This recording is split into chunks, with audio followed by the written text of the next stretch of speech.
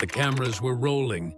The jet car screamed across the desert floor, pushing past 550 miles per hour. And then, suddenly, came silence. Jessi Combs wasn't just chasing a number. She was chasing history. And on August 27, 2019, in the barren expanse of Oregon's Alvord Desert, she became the fastest woman on Earth. But just moments after breaking the record, something went terribly wrong. Debris scattered, flames erupted, and in an instant, Jessi's final run turned from triumph to tragedy. What really happened in those last few seconds? What caused the crash that ended the life of one of motorsports' boldest pioneers? Was it mechanical failure, human error, or something even more unexpected? This is the untold story of Jessi Combs' final moments. A story of risk, speed, and a silence that echoes louder than any engine. Before the jet car, before the desert, Jessi Combs was already a legend in the making. Born with grease in her veins and steel in her soul, she didn't just talk about horsepower. She lived it. From a young age, she was drawn to machines. While other kids played with toys, Jessi was taking apart engines, teaching herself the language of metal. Not because someone encouraged her, but because she refused to accept the idea that women didn't belong in the garage. Her rise to fame wasn't about fame at all. Jessi made a name for herself through sheer grit and undeniable talent. From Overhauling to Mythbusters and later All-Girls Garage, she wasn't just another face on television. She was the one doing the work. Welding, fabricating, racing. She had the skills, the attitude, and the determination to stand shoulder to shoulder with anyone in the shop or on the track. But none of that was the end goal. For Jessi, all roads led to one singular mission: to become the fastest woman on Earth. In 1976, Kitty O'Neill set a land speed record of 512.7 miles per hour. Jessi didn't want to beat Kitty's record to overshadow her. She wanted to honor it, to push further, to prove that the impossible could be done again, this time by a new generation of women driven by the same fire. To do it, Jessi joined a team of engineers and visionaries who had transformed a retired F-104 fighter jet into a land speed car known as the North American Eagle Supersonic Challenger. The machine wasn't built for comfort or safety. It was built for one thing only: speed. It was a 52,000 horsepower monster capable of reaching supersonic velocities. A weapon on wheels, and Jessi was the one brave enough to pilot it. Her eyes were set on the record. Her heart was locked on the goal. She knew the risks. But to Jessi, living without chasing a dream was a far greater danger. She wasn't running from fear. She was racing straight through it. August 27, 2019. The Alvord Desert stretched for miles, flat, silent, and seemingly infinite. To most, it was a barren wasteland, but to Jessi Combs, it was sacred ground. This was where she would try to make history. That morning, the crew prepared the North American Eagle jet car for what they all knew could be the final run. Not just for the project, but possibly for Jessi herself. Every bolt had been torqued, every sensor checked, and every contingency reviewed. Still, when you're dealing with speeds exceeding 500 miles per hour, even the most detailed preparation can't predict everything. Jessi climbed into the cockpit. The same steel nerves that had carried her through countless races, builds, and televised competitions were still there. But this was different. This wasn't a race. It was a calculated act of defiance against the laws of physics. At 4 p.m., she hit the throttle. The jet engine roared to life, propelling the car down the makeshift desert runway. Within seconds, she broke through 550 miles per hour. Then, 570. The car skimmed across the surface like a bullet on the edge of control. And then it happened. 522.783 miles per hour. Jessi had done it. She had gone faster than any woman in recorded history. But there was no celebration, no triumphant fist in the air. Because just seconds after crossing the final marker, something went terribly wrong. Witnesses on site reported seeing a cloud of debris in the distance. Some thought it was dust. Others saw flames. Radios went silent. The jet car had vanished beyond the line of sight, and when they reached the wreckage, it was already too late. The machine was torn apart, scattered, charred. Jessi Combs, the fastest woman on Earth, was gone. In the aftermath of Jessi's crash, grief turned quickly into questions. Her family, her team, and the motorsports community wanted answers. How could this have happened? Everything had been prepared. She had done everything right. The National Transportation Safety Board launched an investigation into the incident. It took months of examining debris, digital telemetry, and environmental conditions. And eventually, a conclusion was reached. The likely cause: a failure in the front wheel assembly. At the speed Jessi was traveling, over 500 miles per hour, a component failure is not survivable. The data suggested that the front wheel may have struck a foreign object on the desert floor. Whether it was a rock, structural fatigue, or a combination of both remains unclear. But the result was catastrophic. The front wheel collapsed, throwing the car into a violent disintegration. But here's the detail that few people know, and fewer can bear to hear. Jessi survived the initial impact. According to the autopsy and investigation reports, her injuries were not consistent with blunt force trauma from the crash itself. She was alive, perhaps for just seconds, after the vehicle came apart. What ultimately claimed her life was the fire. Jet fuel, ignited by the violent collision, engulfed the remnants of the car. And in that moment, everything ended. There was no panic, no cry for help, just a flicker of survival. Before silence. To many, that made the loss even more devastating. She was so close, not just to the record, but to coming back, to celebrating, to being recognized for her historic run. Instead, she became part of that history in the most tragic way imaginable.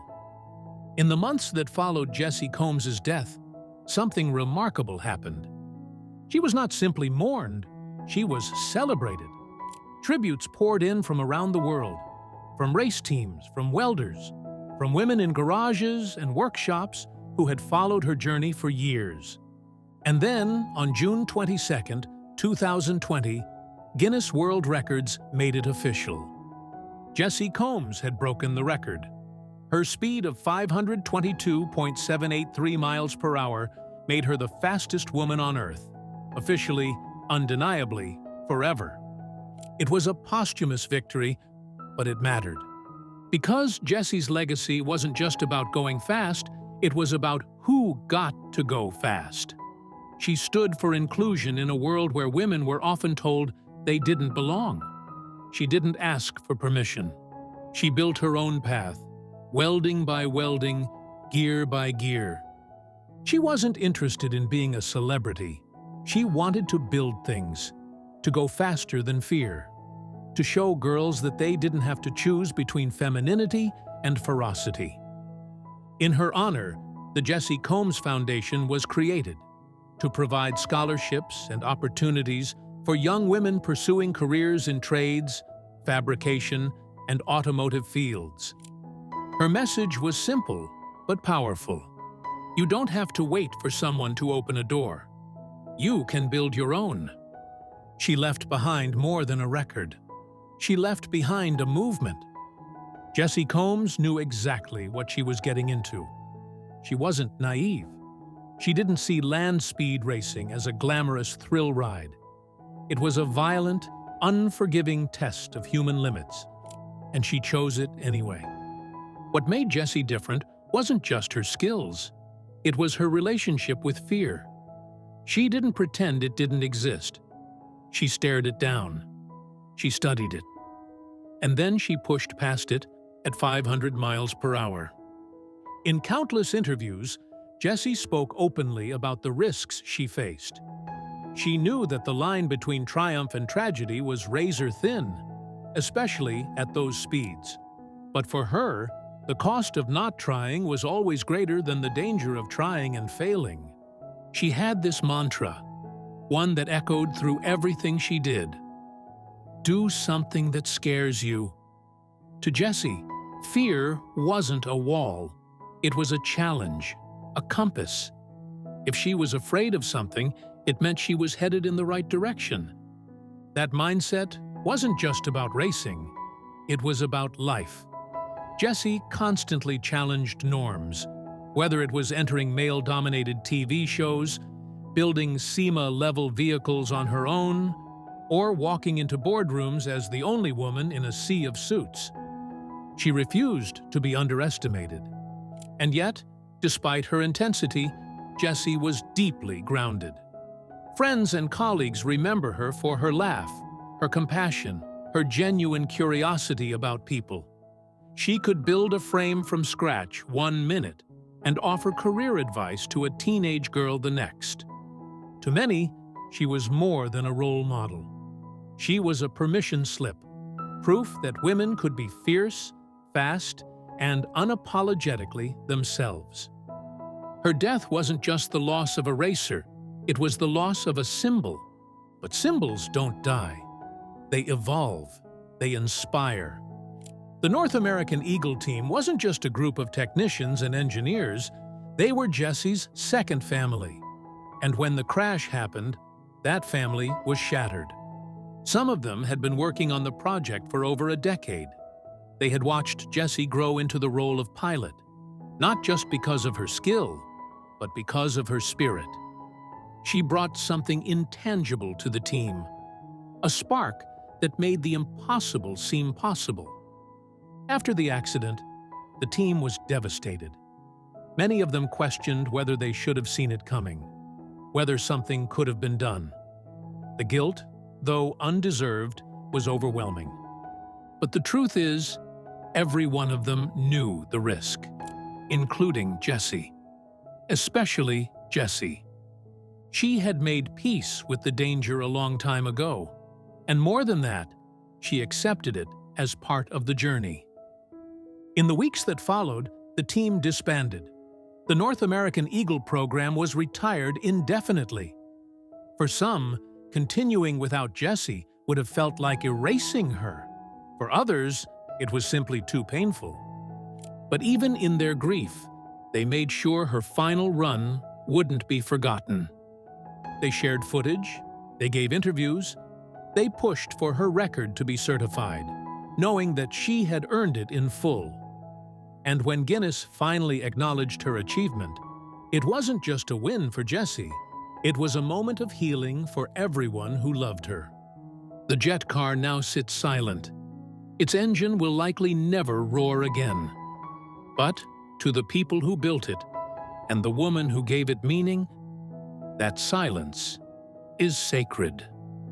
For all the tributes and celebrations surrounding Jessi's legacy, there's a quiet undercurrent that few are willing to confront. Should the run have happened at all? Some within the motorsports community have raised questions about the safety standards of the North American Eagle project. Unlike government-funded rocket programs, this was a civilian effort, passion-driven, underfunded, built on grit more than regulation. There were no ejector seats, no onboard fire suppression system, no crash-resistant cockpit like in modern F1 or aerospace testing. At speeds beyond 500 miles per hour, those omissions are more than risky. They're potentially fatal. Jessi knew that. She wasn't misled. But the question remains, should someone so important, so brilliant, so irreplaceable, have been allowed to take such a gamble? Critics argue that the team should have halted the run until better safety measures were in place, that a front-wheel failure should have been considered a fatal flaw in the design from the beginning. But others defend the project fiercely. They say Jessi wasn't a victim. She was a volunteer, a leader, a willing participant in a mission that no one else was brave enough to finish. And maybe that's the hardest part to reconcile. Because Jessi wasn't reckless. She wasn't thrill-seeking for attention or fame. She believed in pushing limits, for herself, for women, for the future. And in doing so, she accepted risks that most of us can't even comprehend. Whether that was heroic or heartbreaking, or both, is something each of us has to decide for ourselves. For all the records Jessi Combs broke, it's what she stood for that left the deepest mark. Speed was her passion, but her mission was much bigger. She wanted to change how the world saw women, not just in motorsports, but in every workshop, every garage, every place where hands got dirty and dreams were built from metal.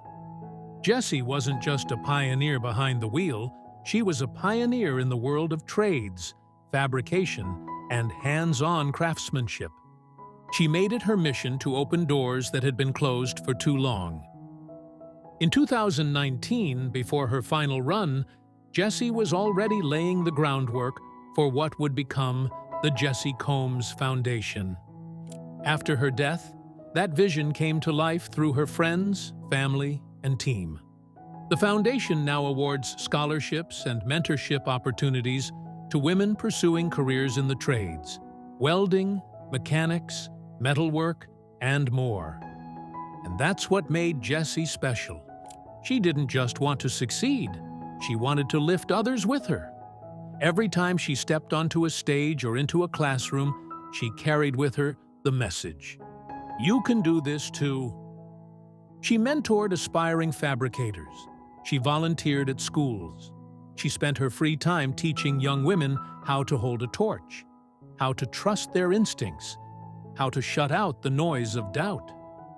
Her life was loud and fast, but her legacy moves in quieter, deeper ways now, in every young girl who puts on a helmet or picks up a welding mask because she saw Jessi do it first. The speed may have stopped, but the momentum? It hasn't slowed down. As tragic as Jessi's final moments were, they weren't the end of her story. They were the punctuation to a life that never paused. And in the months leading up to that fateful day, she left behind messages, words that, in hindsight, feel like prophecy. One of her most famous quotes reads, "It may seem a little crazy to walk directly into the line of fire. Those who are willing are those who achieve great things." She said that in reference to her land speed attempts, but it could have applied to her entire life. Jessi walked into rooms where she didn't belong.